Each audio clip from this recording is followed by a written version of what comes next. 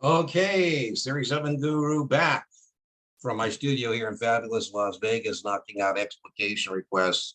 Here is the next one. We sell 10 ABC January 50 calls at 1, and we buy 5 ABC January 40 calls at 5.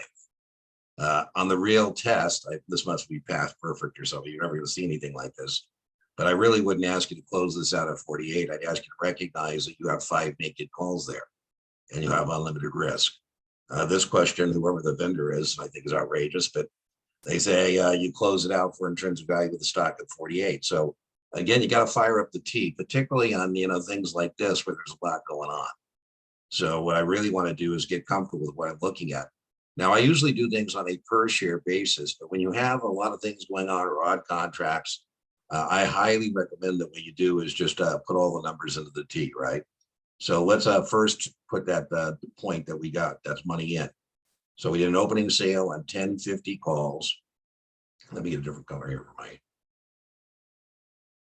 make these show up, right? We sold 10 calls for $1 and the multiplier is 100, right? Each contract governs 100 shares. And so that means that we brought in $1,000 for that opening sale. That's important to know that that is an opening sale, right? That's important in terms of the test. Even on the SIE, you need the opening sales are used to establish positions, short positions. So there's our $1,000. And then it says we bought 5 ABC calls. Oh, excuse me. It looks like Dean made a mistake here on this explication. This should be 6. And again, that's why you want to have a process. So let me just get rid of that. If you have a process, then you can catch yourself if you are, accidentally, making a mistake here. So let me get rid of that. Boom. And I caught myself because I did a little prep work here before I went on stage with you guys, right? So, boom. That's actually not 5. That is 6. Boom. Okay, fixed. I'll put it in red because it's going to be 6 out, right? And again, if you didn't catch the setup here, oh my goodness, you could be in the weeds pretty damn quickly. So anyways, that contract is 6, and we did 5 contracts. So as you can see here now, what we're going to do is we're going to take all those at once and say, okay, we did 5 contracts at 6. The multiplier is 100 for each of the contracts, right? So that's going to be $3,000 out.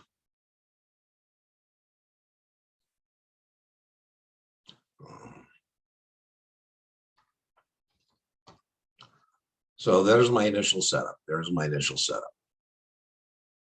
Got my T, fire up the T, right? Okay, so now it says I close it out in intrinsic value.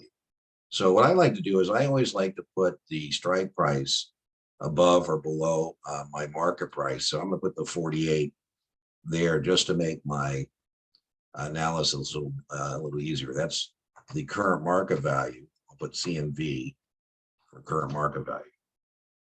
And that is a 40 call. And so it looks like my 50 calls, I'm not going to have to close them out. The 3 things that can happen to an option contract is they can be traded. That's what they're asking us to do here, because closing out means we're trading the contract. So it can be traded, it can be exercised, or it can expire. And so these contracts are going to expire.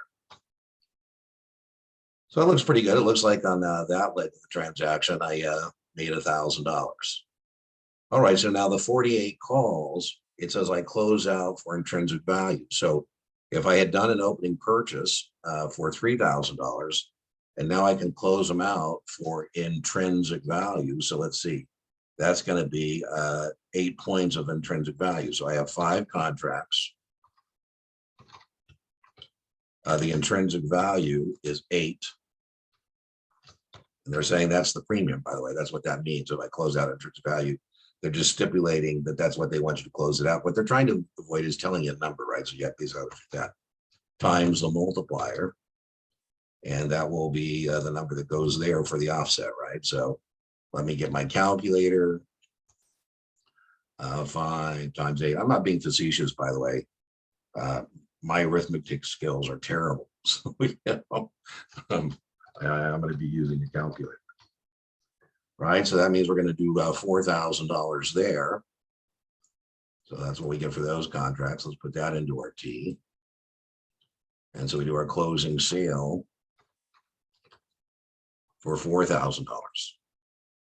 Okay, so it looks like I made $1,000 on that leg. So there's a couple ways to think about it. You can either think of it as I made 1,000 on both legs for a total of 2, right? Or you could just net the columns. Let's do that. Again, if you get good at a T, there is no option position, no matter how difficult. This is hellacious. I do not think you're going to see this on your exam. But again, just proving that no matter how hellacious something is, if you, fire up the T, you should be able to do this. So ultimately, let me give it some room here. Just clear that up so I can net what's going on. And so we were out $3,000 in total. So now I'm just closing out. And we brought in a total of $5,000. And so the answer to this question is that we made $2,000. Again, I think this is outrageous. Maybe you join me someday for a Series 4 class, Registered Option Principal, or Series 9 Sales Supervisor. Maybe you would see something like this, perhaps. By the way, the biggest question, whether it's a 4 or a 9, would be to recognize that this is an exposed position in terms of unlimited risk because you're writing more calls. This is not a debit call spread, right? Because you end up here having more money out, but you have more calls that you've written. You've obliged yourself to deliver 1,000 shares. You only have a right to buy 500. So that's the bigger deal as a 4 or a 9. And again, I just think it's outrageous, but we accept explication requests from any vendor and from any student. So again, remember, inch by inch, options are a cinch. Fire up the T, yard by yard, options are hard.